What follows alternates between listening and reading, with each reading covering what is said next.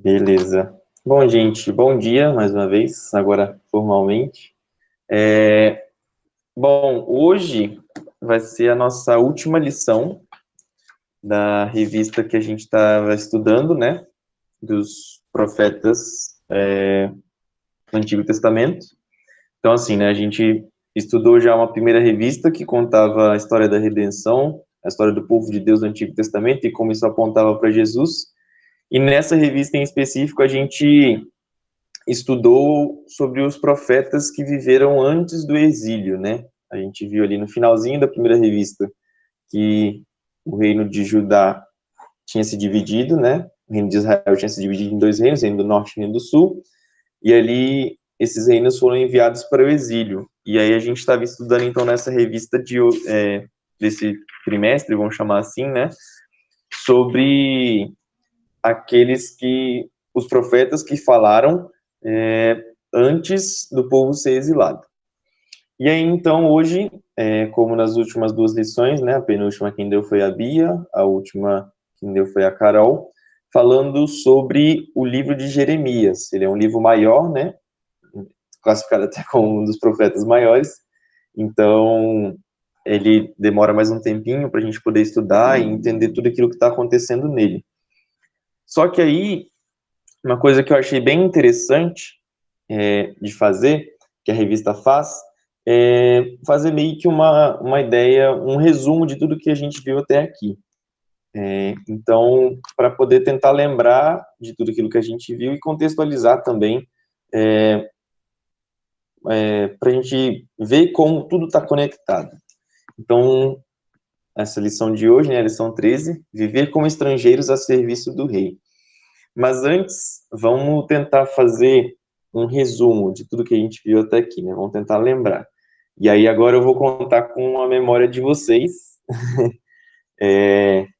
que vocês tenham prestado atenção nas últimas lições ou prestado atenção também nas devocionais que a gente está fazendo ali no Instagram da UPA. Algumas vão dar algumas dicas, talvez alguém que fez alguma devocional vai se lembrar. Mas então vamos lá. O primeiro livro que a gente estudou, né, foi o livro de Joel, e a palavra-chave dele é arrependimento, digamos assim, do que a gente viu na lição, né? Então, quem aí lembra um pouquinho da história de Joel?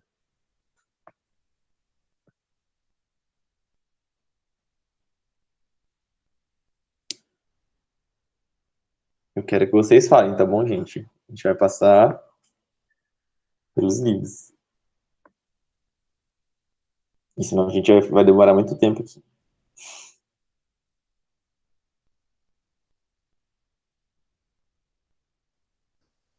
Eu vou falar só uma coisa, não é que me é coisa que eu penso quando eu penso em Joel é a parte que fala sobre o derramamento do espírito que aconteceria, isso que eu penso quando eu penso em Joel, então, mas não, eu não Uhum. sou muito boa de memória também, então vou deixar as pessoas Essa falarem. parte é muito legal mesmo.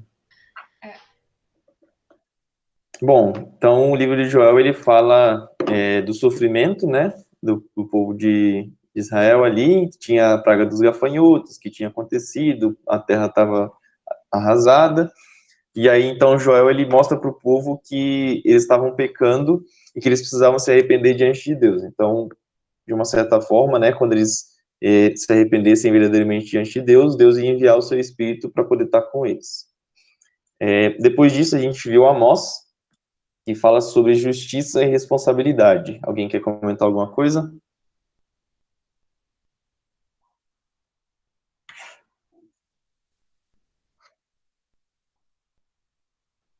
Eu quero ver vocês, gente, por favor, não quero falar sozinho hoje. Ô, Jonatas, Oi. então, esse amostra que você está falando, por acaso é mais ou menos aquele que eu falei na devocional? Eu acredito que sim, você fez a devocional em Amós. Então, se você está falando daquele lá, é meio que meu dever falar sobre, né? É, lá ele fala meio que sobre justiça, porque o povo de Israel estava pecando muito, eles também estavam adorando outros deuses, Uhum. e tipo, meio que ele fala, depois de tudo que eu fiz para vocês, e também depois de todas os castigos que Deus deu pra eles mesmo assim continuaram pecando. Então, tipo, tá ligado? É isso. Uhum. Exatamente. O povo, ele era responsável diante de Deus por conta dos seus pecados, e por causa desses pecados, Deus ia executar a sua justiça. Ele ia mandar uma condenação, ou no caso, né, de forma mais clara, ele ia colocar o povo no exílio. Muito bom, Júlio. Obrigado. Depois, a gente vê Oséias, e um dos temas principais no livro é perdão. Alguém quer lembrar aí um pouquinho do livro?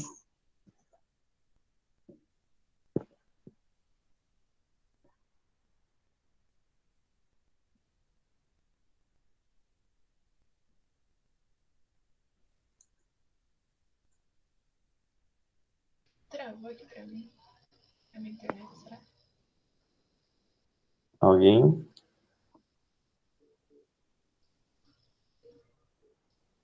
Ó, essa lição foi eu que dei. Não quero falar sobre ela. Acho que. Eu também não. Eu falo preenchendo silêncios, mas enfim. Não, pode falar, eu tô brincando. Não. Mas acho que uma coisa assim, mesmo que a gente não lembre de muitos detalhes em Oséias, uma coisa que sempre fica em mente, né? Isso é legal que tá fazendo mesmo, tipo, um resumo bem conciso, é a parte de Oséias e a mulher, né? A prostituta que figura bastante o amor de Deus por Israel. Uhum. Então acho que essa imagem ajuda a lembrar bastante. Muito bem, é isso mesmo. Quando a gente pensa em Oséias, a gente pensa no casamento improvável entre Oséias, que era um profeta de Deus consagrado, e uma mulher que era uma prostituta.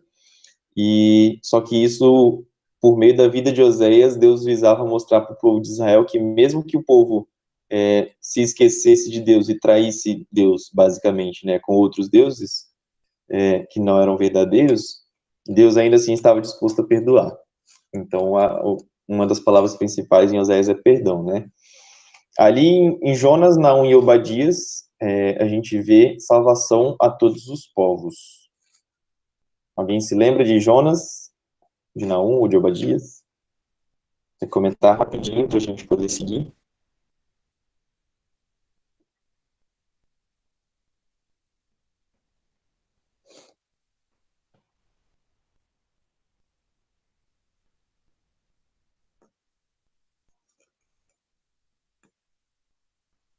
Bom, acho que eu vou ter que falar então.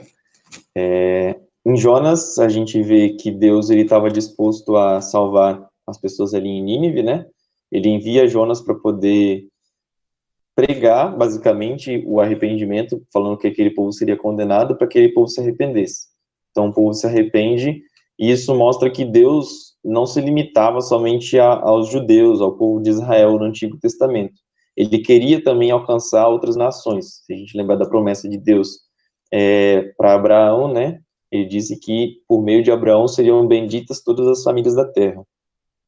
E Naum também, futuramente, ele volta a pregar os ninivitas, né, depois de um período de 120 anos, e por conta disso, o povo de Nínive, na verdade, ele não se arrependeu, quer dizer, ele se arrependeu no momento em que Jonas prega, mas depois ele voltou a praticar aquilo que era mal, parecendo até com o povo de Israel, assim. Então, eles, ali naquele momento, sofreram a condenação. E Obadias, ele vai trazer o julgamento contra o povo de Edom, né? E por meio disso a salvação ela está acessível a todos os povos, mas ao mesmo tempo também a condenação está ali para todos os povos também se eles desobedecem a Deus. Uhum. Eu acho legal esses livros e essa parte, né, da salvação a todos os povos, porque a gente vê assim que não é uma coisa que é uma coisa que, sabe, sempre foi o plano de Deus, Uhum. que o reino dele fosse constituído de todos os povos, porque às vezes as pessoas podem pensar assim que, tipo, o Antigo Testamento era aquela, sabe, Deus mau e a salvação restrita àquele povo. E Deus nunca pensou nos outros povos, sabe? E depois Uhum. Deus e os seus objetivos se transformaram no Novo Testamento. Mas a gente vê que não, que tem, tipo, sempre foi a mesma coisa, sempre foi isso. Sempre existiu um plano. Muito bom. Abacuque vai falar de submissão e alegria. Ó, quem que pode falar sobre Abacuque? Quem se lembra? Foi uma das lições mais recentes, e é o livro que a gente está estudando agora, nessas últimas devocionais lá do Instagram também.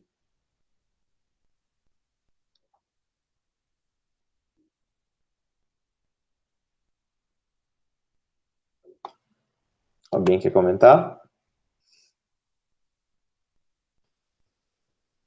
Eu sinto que ninguém tá falando nada, daí eu fico falando muito. Pode falar, Vi, não Mas tem é problema. que a gente fica falando, né? Mas estudando, né, Abacuque agora, por causa das devocionais, acho que uma coisa assim que eu percebo que é muito interessante é tipo, a gente normalmente pensa em Abacuque, a gente lembra mais do último capítulo, né? E da parte que ele fala do ainda que isso aconteça, que aquilo não aconteça, sabe? Mostra esse contentamento muito grande que às vezes a gente fica pensando, nossa, não consigo, sabe? Mas nos primeiros capítulos, no primeiro especificamente, a gente vê também uma parte bem assim, humana e duvidosa, e sabe, de Abacuque, que apesar de ele ter um grande conhecimento, assim, Senhor, ele também tinha muitos, sabe, conflitos que em relação de não entender mesmo, sabe, e questionar e tudo mais. E acho que é isso que eu tava pensando, assim, que é interessante de ver essa honestidade, assim, e ver como o Senhor responde. A Bíblia, ela não tá tentando pintar super-heróis, né? Ela tá ali mostrando as pessoas como elas são. E é bem legal isso mesmo, de ver Abacuque na sua sinceridade falando para Deus, Deus, eu não acho que você tá fazendo a coisa certa destruindo a gente, tem como você poupar? Mas aí, então, Deus explica e ele fala o que ia acontecer, ele mostra para Abacuque, olha, o meu povo está agindo de uma forma má, eu vou trazer condenação para o meu povo por meio de um outro povo mau, mas não acho que esse povo mau também, que são os babilônios, vão ficar sem nada, eles vão ter a punição deles. E diante dessa resposta de Deus, Abacuque só pode se fazer submisso a ele e se alegrar na proteção de Deus e na justiça dele. Sofonias, ele vai falar da ira de Deus e o remanescente, né? De uma forma geral, assim, né? A gente vê que é um padrão recorrente nos profetas eles falarem da ira de Deus, da condenação por conta do pecado. Mas vamos dizer assim, né? O destaque para Sofonias é como ele foca naqueles que vão permanecer fiéis a Deus e como Deus vai preservar esses e vai abençoar essas pessoas. Então, assim, em meio a momentos de dificuldade, em meio a momentos de sofrimento, Deus vai preservar aqueles que forem fiéis a Ele. Então, é nosso papel sermos esse remanescente fiel. E, tá, então, uma coisa que a gente costuma ver, né, é essa questão, mediador, aliança e reino. Está sempre aparecendo em todos os profetas. Tanto que até quando a gente estudou Isaías, foram 3 lições, uma para falar sobre mediador, uma para falar sobre aliança e uma para falar sobre o reino. Quando a gente está estudando Jeremias também, a gente fez essa divisão, e nos profetas, de um modo geral, a gente viu isso, né? Falando sobre a aliança de Deus com o seu povo, que Deus não iria quebrar essa aliança, mesmo que nós quebrássemos, ele estava disposto a nos perdoar. Ela aponta para um mediador, que é Cristo, então esse perdão vai apontar lá na frente, e também esse alcance, né, aos outros povos, vai apontar lá na frente para a morte, o sacrifício de Jesus, que perdoa os nossos pecados e que alcança todos os povos da terra, e o reino, que é o reino de Deus, que é instalado aqui na terra por meio de Jesus, né?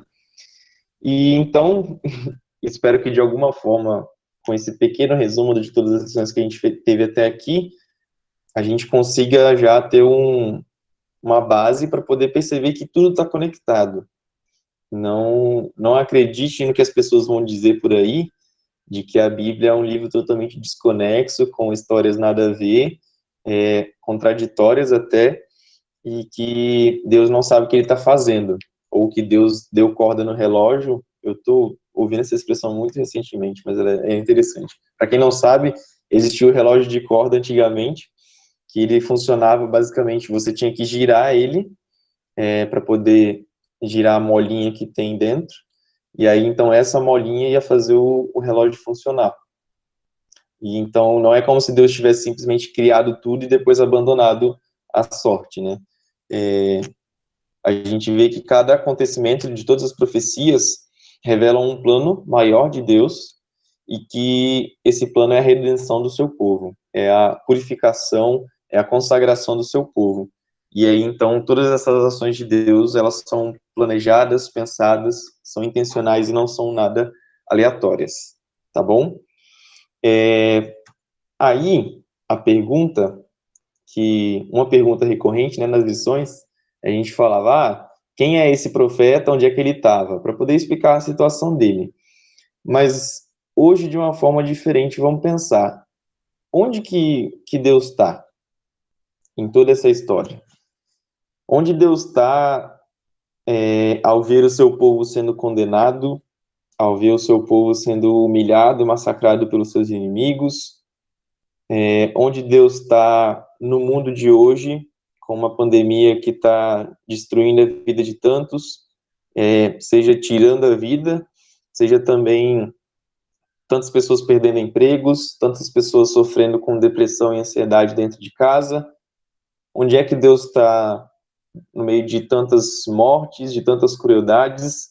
Não sei se vocês estão reparando, mas está surgindo guerra e a cada canto do mundo, assim. Está tendo conflito na Europa, de países tentando ser independentes e tudo mais. Teve explosão lá no Líbano.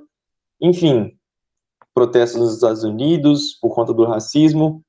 O mundo está um caos. Onde é que Deus está? Diante de tudo que a gente já estudou até aqui.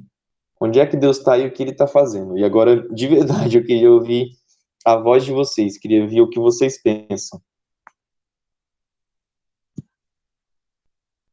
Assim, da onde eu sei, meio que Deus é onisciente e onipresente. Então, acho que tecnicamente ele tá em todo lugar. Uhum. Tipo, Muito beleza, bom. ele tá, tipo, com a gente, eu acho, né? Tipo, já que ele é onipresente, ele tá em todo lugar com a gente. E, tipo, ele tá fazendo o que ele tem que fazer. Tipo, ele tá seguindo os planos dele, que são os planos que muitas vezes a gente não entende, mas a gente sabe que é o melhor. Uhum. Tipo, teve a explosão no Líbano, é triste, mas, tipo, tá, se tá nos planos de Deus, tinha que acontecer, tá ligado? Ele permitiu que isso acontecesse. Exatamente. É isso mesmo. Mais alguém? Quero ouvir outras vozes.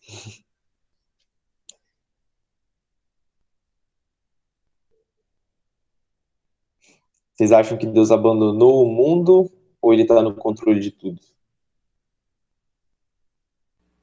Eu penso igual o Júlio. Tudo que acontece, Deus permitiu. Então, Ele está no controle de tudo e Ele sabe o que é melhor para nós. Então, por mais que muitas coisas ruins estejam acontecendo, Deus está no controle e Ele sabe que depois, a gente sabe que depois vai vir coisas melhores para nós.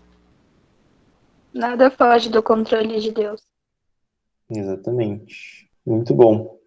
E isso é uma coisa que a gente pode até ver em alguns cristãos hoje, infelizmente, da mesma forma como a gente viu lá, como a gente vê, né, lá no passado, na época desses profetas. Muitas pessoas achavam que Deus não estavam sentindo que Deus estava no controle. Elas não entendiam por que Deus estava fazendo aquilo com elas, por que Deus permitiu que elas fossem exiladas, permitiu que elas fossem tiradas da sua terra. Como é que seria possível uma coisa tão ruim fazer parte do plano de Deus? E o que a gente vê, né, ao longo de todas essas lições, é que tudo isso fazia parte do plano de Deus muito antes, desde muito antes. Lá no passado, quando Deus deu a instrução ao povo, quando ele ensinou e deu a lei para que eles pudessem cumprir, ele já falou quais seriam as condenações, quais seriam as penas diante da desobediência. Então, Deus não estava inventando a coisa nova, tipo, eu tô vendo que o povo tá muito mal aqui e vou inventar esse negócio de expulsar eles da terra. Não, não, não é isso. Deus já tinha deixado tudo planejado, tudo escrito, tudo certinho, mostrando que o, o erro do povo de Israel, o erro do povo de Deus, estava sendo não conhecer a lei, não conhecer a Deus. E o cativeiro, né, esse exílio, ele vem justamente por isso. Ele é uma condenação de Deus por conta da infidelidade, por conta do pecado do povo e da falta de arrependimento desse povo. Mas isso, de forma nenhuma, era castigo apenas, não era, tipo, sei lá, tipo, vou tirar o videogame seu por uma semana. Por quê? Porque sim. Não, não é isso. Não era algo sem motivação. Era algo com um propósito. Não era abandono também, porque Deus não estava deixando de sustentar o seu povo. Deus abandonaria o seu povo se ele simplesmente, tipo, vou mandar um reino aí para poder matar todos vocês.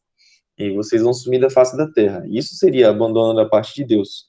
Mas Deus tem planos de restauração. Ele já tinha planos de restauração para o seu povo. A gente vê Sofonias falando disso, a gente vê Joel falando disso.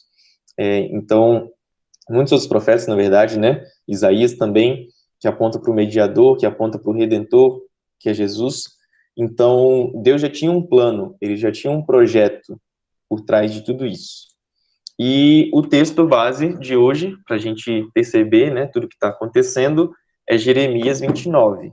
Vou pedir para quem tiver aí com a Bíblia poder abrir, né? Jeremias, capítulo 29. E deixar aberto nesse capítulo que a gente vai ler alguns trechos dele. O primeiro trecho, a gente vai ler, na verdade não vai ler ele todo, tá? A gente vai ler pedacinhos. O primeiro trecho é de 8 a 14. Jeremias 29, de 8 a 14. E eu vou pedir pro Vinícius ler pra gente. Você pode ler, Vinícius?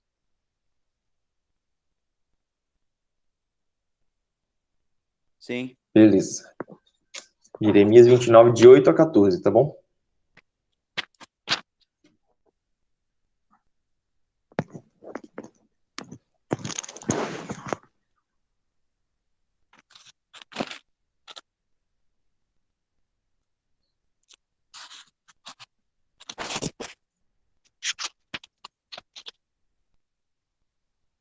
Tô procurando aqui. Beleza, fica tranquilo. Mas então, nesse trecho, a gente vai ver um pouco mais sobre isso que eu falei, né? Do plano e do projeto de Deus.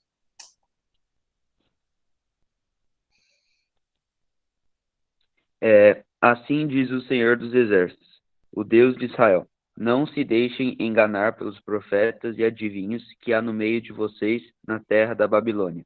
Não deem ouvidos aos sonhos deles, porque sonham o que vocês querem ouvir. Eles contam mentiras em seu nome. Eu não os enviei, diz o Senhor. Assim diz o Senhor, vocês ficarão na Babilônia durante 70 anos. Depois disso, eu virei e cumprirei todas as boas promessas que eu lhes fiz. E os trarei de volta para casa, porque eu sei os planos que tenho para vocês, diz o Senhor. São planos de bem e não de mal, para lhes dar o futuro pelo qual anseiam. Naqueles dias, quando vocês clamarem por mim em oração, eu os ouvirei. Se me buscarem de todo o coração, me encontrarão. Serei encontrado por vocês, diz o Senhor. Acabarei com seu exílio e os restaurarei. Eu os reunirei de todas as nações para as quais os enviei, e os trarei de volta para casa, para a sua terra. Beleza. Valeu, Vinícius. Então, a gente vê aqui que esse trecho, né, ele vai falar basicamente sobre o plano de Deus para aquele exílio. Primeiro de tudo, a gente vê que ele era algo planejado porque não era algo indeterminado. Desde o começo, Deus já tinha determinado qual que era o tempo que aquele processo ia durar. Ele fala claramente aqui no versículo 10, vocês ficarão na Babilônia durante 70 anos. Depois disso, eu virei e cumprirei todas as boas promessas que lhe fiz e os trarei de volta para casa. Então, se o povo de Deus estivesse sensível à voz de Deus, eles ouviriam a voz de Jeremias e entenderiam, tipo, não, Deus está falando claramente que esse negócio, a gente vai sofrer sim, mas vai ser um negócio que vai ter um fim determinado. É um plano dele, é um projeto dele que tem um fim determinado. Não é algo indefinido, não é algo que é para sempre. Deus não está acabando simplesmente com a nossa nação. Então, esse seria já uma prova, né, um motivo para eles poderem confiar que Deus tinha um controle de tudo, e que ele estava planejando tudo. E o versículo, talvez, né, que seja o mais relevante, relevante não é a palavra certa, mas o mais conhecido e destacado nesse trecho é o versículo 11, que diz: que sou eu que sei os planos que tenho para vocês, planos de bem e não de mal, para lhes dar o fim que desejais. Planos de fazê-los prosperar e não de causar dano, planos de dar a vocês esperança e um futuro. Então, Deus sabe o que a gente deseja, ele sabe que a gente não deseja sofrer, ele sabe que a gente não é louco de querer, sei lá, tipo, acordar de manhã com o corpo todo dolorido. Ele sabe qual que é o nosso desejo. E o desejo dele também é esse, de nos dar paz, de nos dar conforto, de nos dar tranquilidade. E a questão é que Deus ele tem um plano que é superior ao nosso. Em outro trecho, se não me engano, acho que é Isaías, eu posso estar enganado. Mas ele fala que os pensamentos de Deus são muito mais altos que nossos pensamentos. Os caminhos de Deus são mais altos do que os nossos. E por vezes a gente não vai conhecer de fato todo o plano de Deus. Mas a gente precisa saber que, ao fim, com certeza, a gente vai estar melhor do que no começo. Mesmo que a gente passe por vales, mesmo que a gente passe por depressões no sentido geográfico, né? por um período de baixa ali, mas também no sentido emocional, por que não? Mesmo que a gente passe por dificuldades, Deus tem um plano e com certeza ele vai nos fazer bem, ele vai nos aproximar dele, ele vai nos fazer conhecer mais dele através de todo esse processo. E aí, às vezes, é uma pergunta que vale até a pena a gente nos perguntar, né? O que eu tenho aprendido nesse período de quarentena? O que Deus tem me ensinado? Como Deus tem me mudado durante todo esse processo? E esse é a mensagem de Jeremias para o povo do exílio. Se a gente for ler o comecinho do texto, no capítulo 29, ele fala que o profeta Jeremias escreveu uma carta e enviou de Jerusalém aos líderes, sacerdotes, profetas e a todo o povo que o rei Nabucodonosor havia levado para a Babilônia. Então, essa carta era destinada ao povo que já estava no exílio. Jeremias foi um dos que continuou em Jerusalém, né? Ele não foi levado, e ele envia essa carta como forma de consolo para aquelas pessoas que estavam ali. Mesmo que aquelas pessoas não entendessem o plano de Deus, Jeremias estava tentando tranquilizar elas de que Deus tinha um plano. E mais do que isso, ele estava ali acusando também os falsos profetas, aquelas pessoas que estavam falando coisas da cabeça delas, fala aqui no versículo 8, né? Eles sonham e vocês não devem dar ouvidos aos sonhos deles, porque eles sonham apenas o que vocês querem ouvir. E Deus sabe que o nosso coração é enganoso. Em Jeremias 19 a gente vai ler isso, né? O coração do homem é enganoso e completamente corrupto. Ele sabe que se a gente for confiar nos nossos próprios sonhos, a gente vai ter ruína, basicamente. A gente não pode desejar aquilo que está no nosso coração, mas a gente precisa desejar o que está no coração de Deus. Então, Jeremias ele vai trazer também um alerta, presta atenção em quem vocês estão escutando. Vocês estão escutando a sua própria vontade? Vocês estão escutando a sua vontade que está sendo dita por profetas? Ou vocês estão escutando a vontade de Deus, escutando a palavra de Deus que vem daqueles que Deus realmente colocou para poder trazer a sua palavra? E aí, basicamente, né, se eu for fazer aqui, a gente faz um resumo do plano da salvação. Essa era a mensagem de Jeremias. Jeremias ele estava falando da aliança, que Deus criou o homem, estabeleceu uma aliança com Adão, só que Adão pecou, e por conta disso toda a humanidade pecou. E essa aliança que existia entre Deus e o seu povo estava quebrada. Então, lembram aqui, né? Aliança. Eu falei da primeira coisa. Deus estabeleceu uma aliança com o seu povo, só que o povo estava quebrando.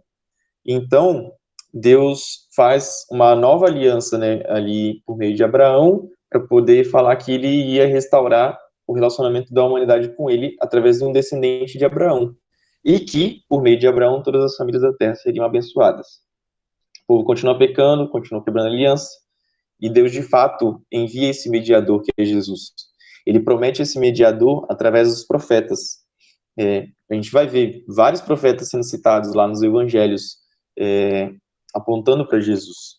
E então, Jesus, ele é esse mediador perfeito, e é o mediador que vem para poder instalar o reino de Deus. Através da sua morte, da sua ressurreição, hoje a gente tem a vida eterna. Então, com essas 3 ideias aqui, que todos os profetas trazem, e que toda a Bíblia contém, a gente consegue resumir o plano da salvação. Para a gente ver como que isso tudo é perfeito, como isso tudo está conectado, como isso tudo faz parte do plano e do propósito perfeito de Deus. E agora, então, depois de falar um pouco disso, a gente vai para uma segunda parte. Porque aquele povo estava numa terra que não era a terra deles, certo? Eles estavam exilados, eles estavam ali como escravos, como inimigos, de certa forma, dos reis que estavam ali. E aí, então, a grande pergunta é: o que a gente tem que fazer numa terra que não é a nossa? Num governo que é um governo mau e que não quer a gente? A gente tem que rebelar? A gente tem que fugir? O que deve ser feito? O que vocês acham que deve ser feito?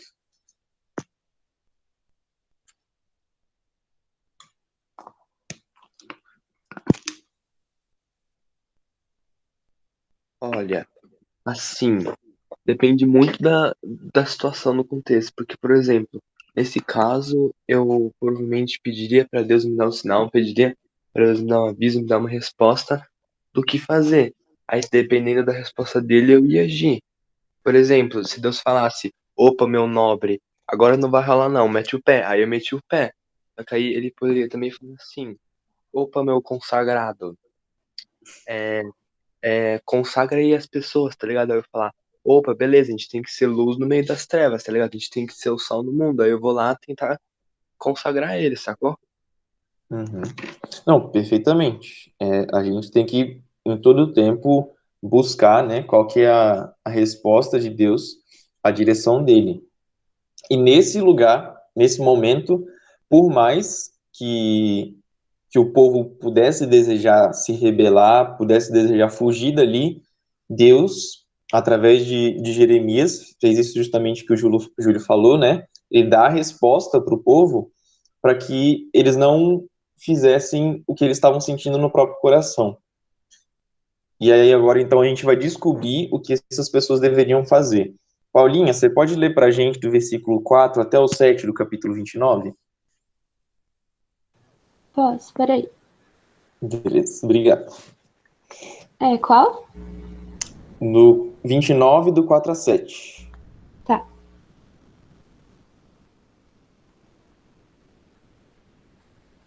Assim diz o Senhor dos Exércitos, o Deus de Israel, a todos os exilados que ele deportou de Jerusalém para a Babilônia. Construam casas e estabeleçam-se nelas. Plantem pomares e comam os frutos que eles produzirem. Casem-se e tenham filhos. Encontrem esposas para seus filhos e maridos para suas filhas, a fim de que vocês tenham muitos netos. Multipliquem-se, não diminuam. Trabalhem pela paz e pela prosperidade da cidade para a qual os deportei. Orem por ela ao Senhor, pois a prosperidade de vocês depende da prosperidade dela. É uma mensagem difícil, para dizer o mínimo. Porque a ideia lógica na nossa cabeça talvez seja que nada disso faz sentido. Deus, ele tira a gente da nossa terra, bota numa terra diferente, dominados pelos nossos inimigos, uma terra que não fala o nosso idioma, e ele ainda pede pra gente viver como se nada estivesse acontecendo. quer dizer, a palavra certa não é essa, mas ele pede para a gente continuar a nossa vida. E isso parece não fazer sentido nenhum. Para piorar, entre aspas, né? Deus ele pede para a gente desejar a paz nessa terra, não fazer treta nem nada, e ainda orar por essa terra, para que ela tenha prosperidade. Orar, basicamente, para o nosso inimigo ficar forte. Olha que coisa... Não é subversiva a palavra que eu estou buscando, mas, tipo, que contra-intuitivo, que vai de encontro com aquilo que a gente esperaria fazer nesses casos. Em muitas histórias, em muitos filmes, a gente vai ver que, por muito menos, as pessoas se rebelaram quando seus líderes estavam agindo contra a vontade deles. E Deus ele estava falando aqui para eles viverem em paz, numa terra que não era deles, e, basicamente, orar por essa terra, orar pelo bem deles. A gente sabe que aqui no Brasil, né, a gente não tem um inimigo, digamos assim. O mais próximo de um inimigo que a gente tem é o argentino, né? Brincadeiras à parte. Mas pense como seria você, do dia para a noite, ser arrancado daqui de São Carlos, colocado no meio de uma cidade no interior da Argentina, assim, você não sabe nada sobre idioma, e aí Deus fala para você continuar vivendo uma vida normal e ainda orar por aquela nação que te tirou da sua casa, talvez matou os seus pais, sabe? Percebe como Deus ele está mostrando uma coisa que vai totalmente contra a nossa própria natureza? E é esse aqui que é o ponto principal. De fato, fazer essas coisas, desejar o bem dos nossos inimigos, é algo que vai contra a nossa natureza. É algo que vai contra o pecado que está no nosso coração. E é algo que a gente só vai conseguir através do Espírito Santo. A gente só vai conseguir através da ação de Deus nas nossas vidas. Então, o que Deus deseja que a gente faça? Ou melhor, o que Deus desejava, né, que o povo dele exilado fizesse ali? Eles tinham que se envolver com a cidade, basicamente viver uma vida normal, porque aquele tempo ele estava determinado ali, mas eles não tinham que pensar, tipo, para que eu vou construir uma casa se daqui 70 anos eu vou sair daqui? Esse não devia ser o foco deles. Eles deviam buscar viver a cidade dele, a vida deles normalmente. Isso tinha um propósito, que era testemunhar diante das pessoas. Eles tinham uma oportunidade de ouro de demonstrar para o inimigo deles como é viver para Deus. À medida que eles vivessem de uma forma tranquila na cidade, eles poderiam testemunhar para aqueles que não criam em Deus como é servir a Deus e que não é algo penoso, não é algo que vai tirar nossas liberdades, não é algo que escraviza a nossa mente, não é algo que não nos torna burros ou ignorantes, como muita gente acredita por aí. Deus fala para aquele povo desejar buscar paz na cidade. E a paz do Senhor, ela não tem a ver só com a falta de guerra. Ela tem a ver com a gente promover o bem da sociedade. Não é uma paz passiva, digamos assim. Não é uma paz só porque não está acontecendo nada de ruim. Mas é uma paz ativa. É uma paz que promove aquilo que é bom. Faz sentido isso que eu falei? Vocês estão conseguindo entender?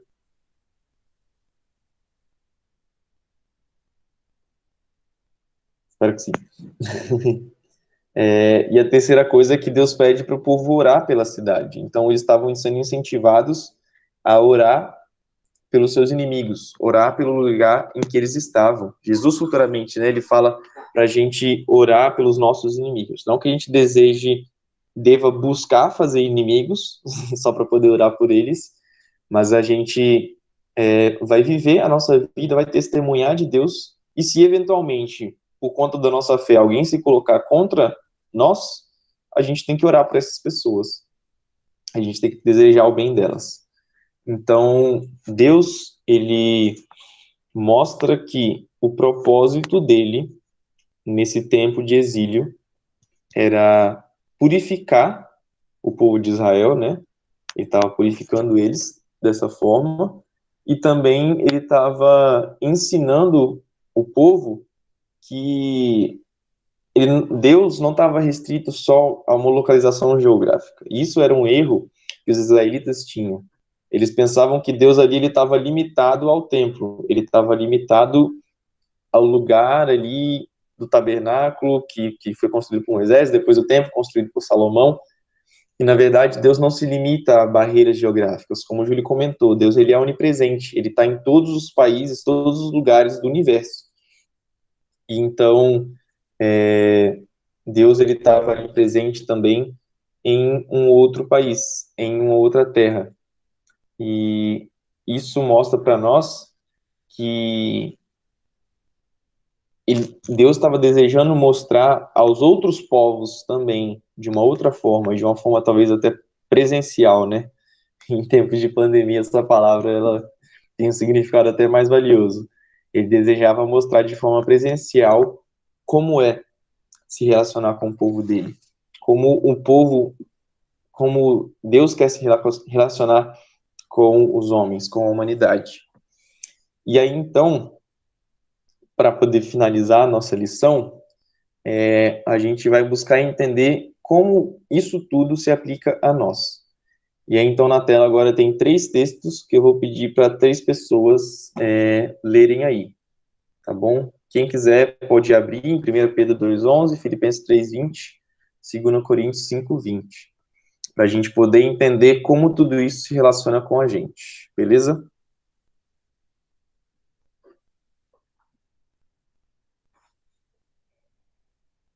Alguém se dispõe a ler os textos? Eu posso ler Filipenses. Beleza. Eu posso ler 1 Pedro. Beleza. Quem vai ler Coríntios?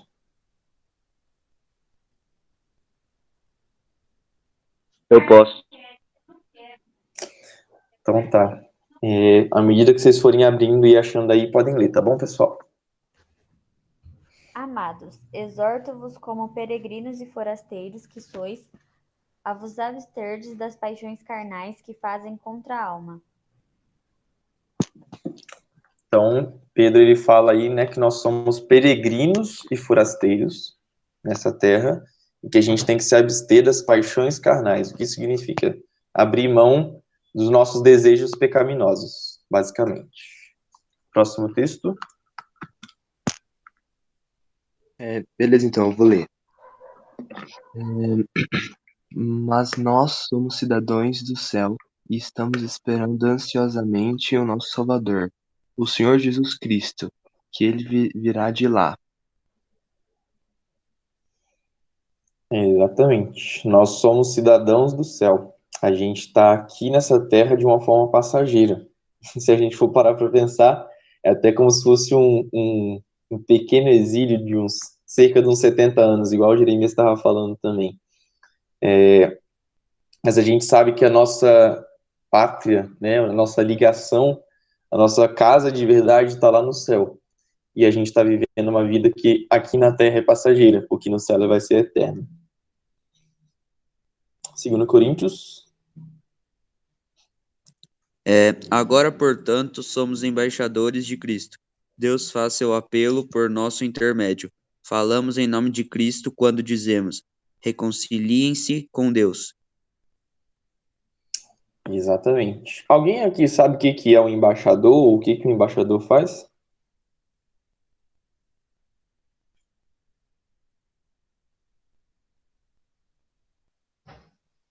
Ele é um representante, né? Que... Embaixadinhas, tô zoando. Pode ser que embaixador faça embaixadinhas também. O brasileiro vai lá e faz. Mas alguém aqui já precisou ir para o exterior e teve que conseguir visto, alguma coisa assim? Só por curiosidade. Bom, tem um negócio chamado embaixada, né, Paulinha? É um lugar que fica... Pode falar. Eu não sei. Não, então agora eu estou explicando. A embaixada é um lugar que fica, né, normalmente nas capitais ou nas cidades maiores de um país, e é nessa embaixada que fica o representante de um outro país. Ele, quem está comissionado pelo presidente, então vamos dizer assim, na embaixada brasileira nos Estados Unidos, o embaixador é uma pessoa que representa o presidente do Brasil lá. E é ele que vai comandar as questões de imigração, as questões de asilo político, as questões de importação de negócios estrangeiros. Tudo isso é ele que está comandando. Ele é um representante da sua pátria e ele recebe a autoridade do governo do seu país. E quando a gente vê aqui em Coríntios que nós somos embaixadores do reino de Deus, a gente então vai ver que isso se aplica para nós. Nós somos representantes da nossa pátria, que é o céu, que é o reino de Deus. Então, sim, nós somos estrangeiros no Brasil, por mais que a gente pense, não, mas eu nasci no Brasil, eu sou brasileiro, não sou estrangeiro. A nossa verdadeira pátria está no céu. E, além disso, como embaixadores, nós recebemos a autoridade de Deus para poder representar Ele. E isso é uma tremenda responsabilidade. Por quê? Por conta disso, nossas ações, nossos pensamentos, nossas motivações devem estar de acordo com a nossa cidadania, devem estar de acordo com aquilo que a gente representa. E a gente tem que lembrar que nós somos representantes do reino de Deus. Para pensar, se um governante, ele age mal, se ele, sei lá, assassina alguém, rouba milhões, faz alguma coisa muito horrível, isso vai manchar a imagem do país, certo? A gente vê aí os escândalos de corrupção que acontecem, isso vai trazer uma coisa muito ruim para a identidade do país. A gente até sabe que, infelizmente, no Brasil, no exterior, ele é conhecido muito pelo jeito malandro, digamos assim, né? Um jeito que não se importa muito em seguir as regras. E isso é uma coisa muito triste, na verdade. E da mesma forma, nós, como representantes do governo de Deus, como autoridades investidas por Deus, nós temos essa responsabilidade de não manchar a identidade da nossa pátria. A gente não tem que manchar a imagem de Deus. E é isso que a gente faz quando a gente peca constantemente. A gente tem que buscar viver para Deus, fazer a vontade dele e falar bem do nome dele, não só com nossas palavras, mas com nossas atitudes também. Então, fica a pergunta aqui no final, né? O que eu posso fazer hoje? O que está nas minhas mãos, o que está nas suas mãos, que a gente pode fazer para poder tornar o nome de Deus mais conhecido, para poder, talvez não necessariamente falar de Deus, mas poder demonstrar com as nossas atitudes que nós somos esses embaixadores de Deus. E aí agora eu queria ouvir de vocês, que vocês deem exemplos, de preferência que cada um fale pelo menos um exemplo de como a gente pode ser bons embaixadores, ser obedientes a Deus enquanto estrangeiros nessa terra.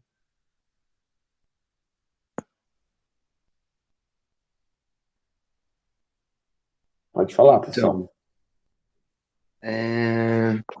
Assim, primeiramente, óbvio, a gente tem que orar para pedir para que Deus capacite a gente, mesmo nesse momento muito difícil, também orar para Deus sempre estar mostrando para a gente o que a gente tem que fazer, né? Que o melhor coisa que a gente pode fazer. No caso, assim, pensando aqui brevemente, para fazer uma coisa, para mostrar que, tipo, a gente é embaixador dos céus e tal, sei lá, tá ligado? Você podia, tipo, fazer uma boa ação, tá ligado? Aqui nessa época de pandemia fica meio difícil, mas, tipo, por exemplo, você abre um mini espaço, tá ligado? Faz umas marmitas, tá ligado? Aí, quando os caras vierem pegar a marmita, você fala, opa, meu amigo, tu conhece Jesus, tá ligado? Coisa desse gênero. Uhum. Muito bom. Deus pede, sim, para a gente fazer isso, né? Nos dispor a ajudar aqueles que estão passando por dificuldades, por necessidades. Muito bom, Júlio. Outra pessoa agora, outro exemplo.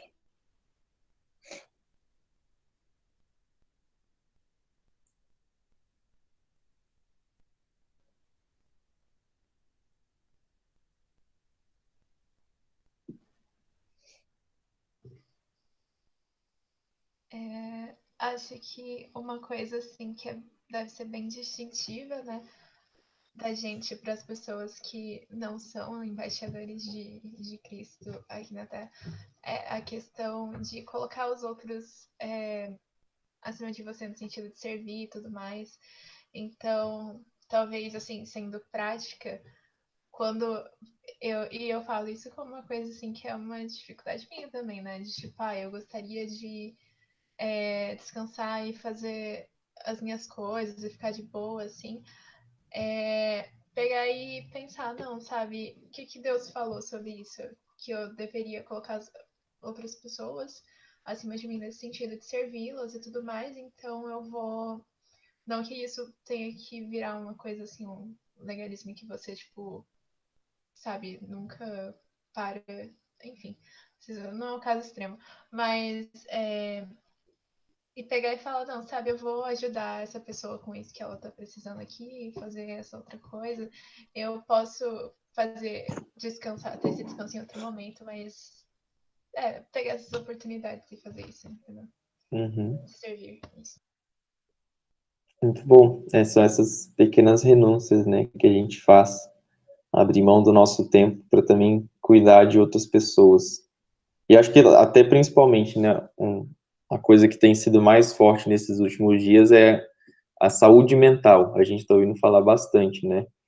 E é importante a gente fazer isso com os nossos amigos, com as pessoas com quem a gente convive. E são oportunidades que a gente tem hoje, né, de, sei lá, mandar uma mensagem, fazer uma chamada de vídeo, chamar para poder jogar junto algum jogo. São coisas que a gente pode fazer para poder e usar essa oportunidade também, né, como uma abertura para uma conversa, para poder ouvir os problemas da pessoa e tudo mais. Algo muito bom. Só que, além de fazer essas coisas, vamos dizer assim, né, fora de casa, vocês acham que dentro de casa também a gente pode fazer coisas boas e que demonstram que nós somos embaixadores do reino de Deus?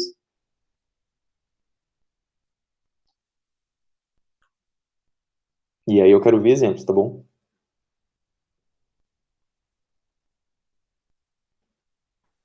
Você fala dentro de casa, assim, né, na família? Isso mesmo. Sim. A Bia falou de lavar a louça, né? Pra mãe. Eu acho que tem vários exemplos que a gente pode citar. Eu acho que isso que a Bia falou é bem interessante pensar, né? Tipo, é você abrir mão, assim, um pouco dos seus desejos, né? Das suas vontades para que, por exemplo, pensando assim, dentro de casa, né? A gente abre mão de certas coisas para que a paz prevaleça, né? Então, por mais que às vezes você tenha razão, aquela coisa, né? Ser feliz ou ter razão. Tipo, por mais que você tenha razão em determinada coisa, você não vai ficar brigando, criando uma confusão por causa daquilo, porque, sabe? Então, assim, você deixa assim, muitas vezes você deixa assim, seu próprio, sabe? Abre mão um pouco de você mesmo para que tenha uma relação de harmonia ali dentro da casa, né?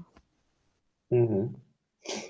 É uma expressão que eu ouvia bastante, eu acho, quando eu era adolescente, assim, que me marcou também, foi o levar o dano.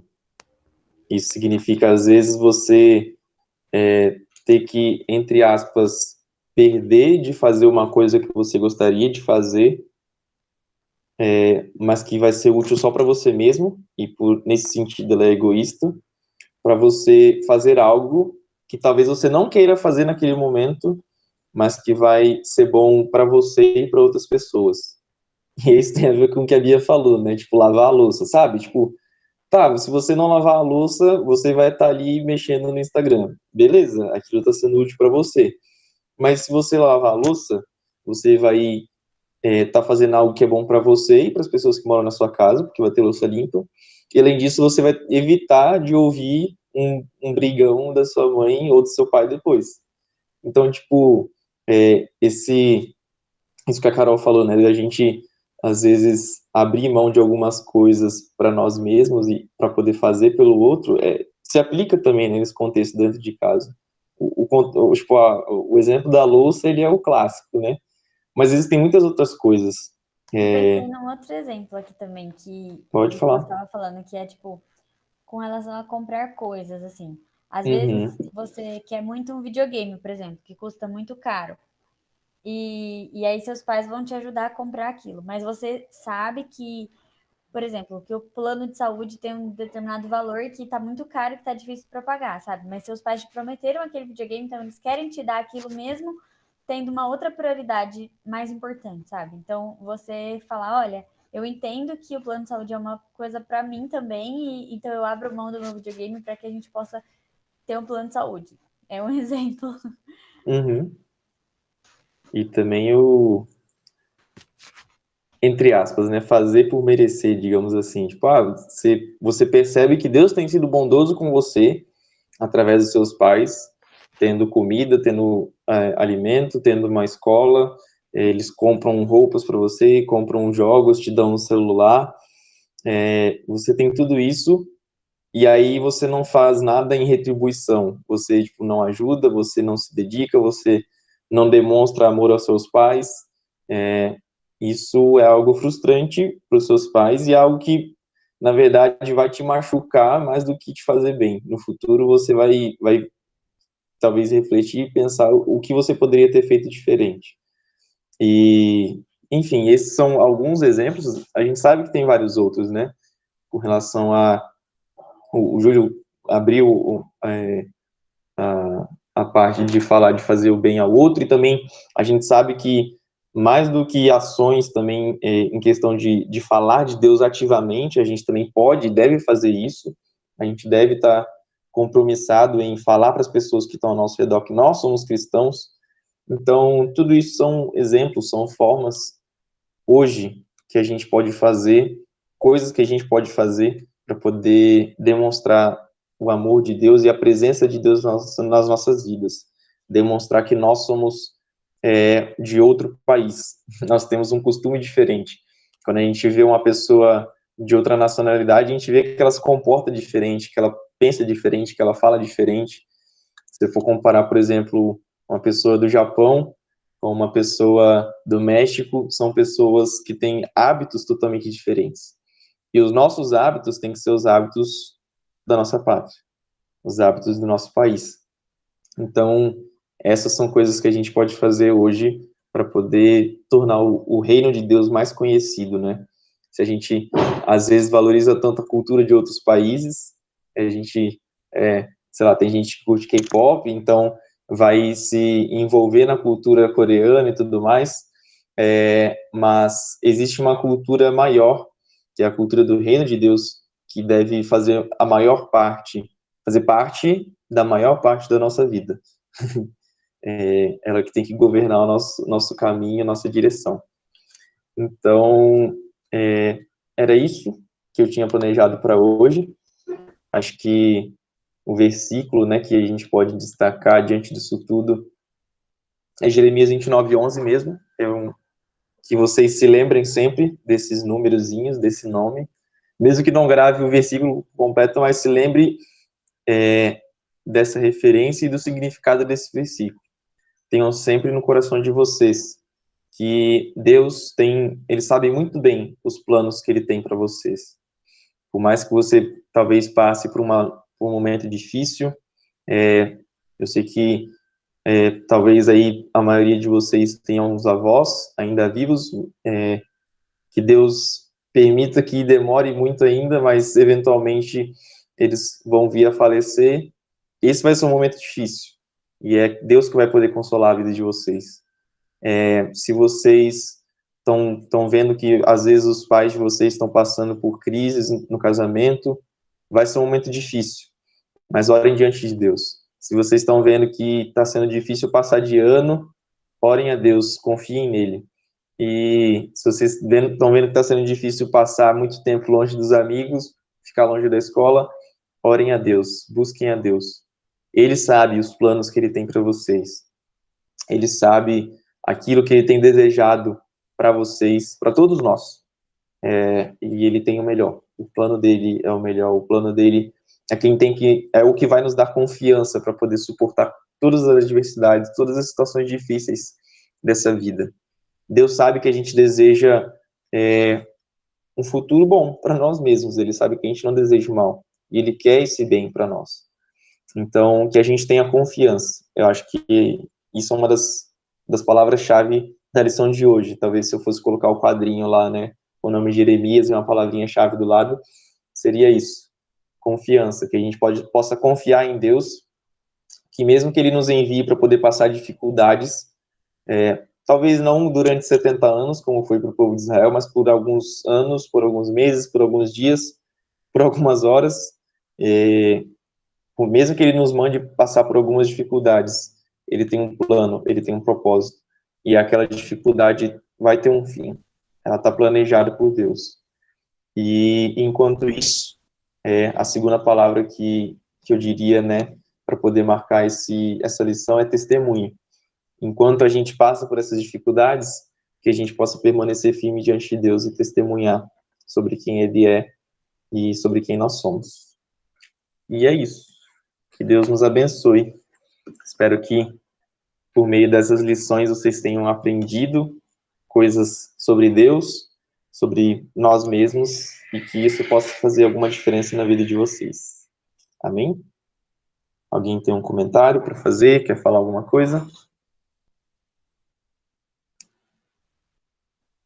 Amém. Então, eu só tava querendo, né, comentar que, tipo, realmente esse exemplo que você deu de embaixador, tá ligado? De outro país, tipo, encaixa muito certinho com a questão de ser embaixador do caminho de Deus. Tipo, você falou, a gente tem que representar bem de onde a gente veio, a gente tem que fazer boas ações e tal, e, tipo, a gente tem que seguir a cultura, tá ligado? Então, tipo, encaixa muito certinho. Sim. Deus deixa isso muito claro, né, na Bíblia, e é muito legal poder aprender isso. É difícil viver, é claro, mas Deus vai nos ajudando a viver tudo isso também. Carol?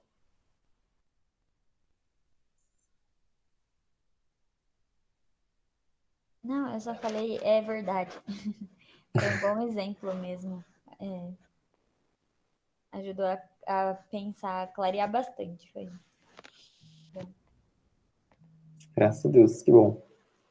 Alguém quer comentar mais alguma coisa? Tirar alguma dúvida?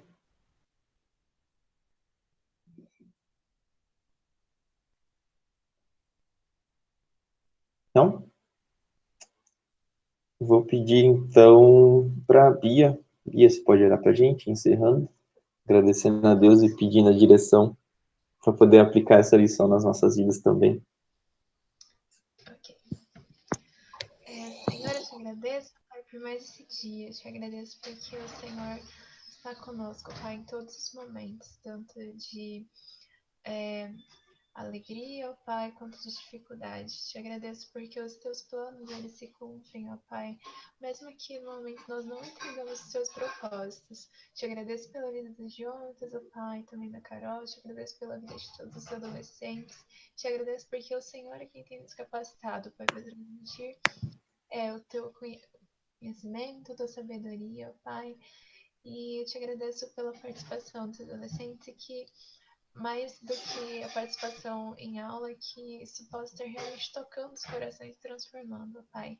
Te peço, Pai, que o Senhor aplique, ó Pai, cada ensinamento, ó Pai, em nossas vidas, que não sejam palavras vazias, ó Pai, mas que elas permaneçam conosco, que nós possamos, ó Pai, buscar ser embaixadores de Cristo aqui, de fato, para que as pessoas possam reconhecer, Pai, que nós não somos aqui não somente pelo que falamos também, mas que elas possam ver, ó Pai, em nossos costumes, em nossos atos, em nossas ações, ó Pai, que nós não vivemos, ó Pai, somente com os olhos aqui nessa realidade passageira, mas que nós somos filhos teus, ó Pai, que nós vivemos por algo muito maior, que o Senhor molde nossos corações, nossas ações, ó Pai, em conformidade com a tua palavra. Senhor, te peço, te agradeço pela vida de cada um. Amém. Amém. Deus nos abençoe. Vou parar a gravação aqui.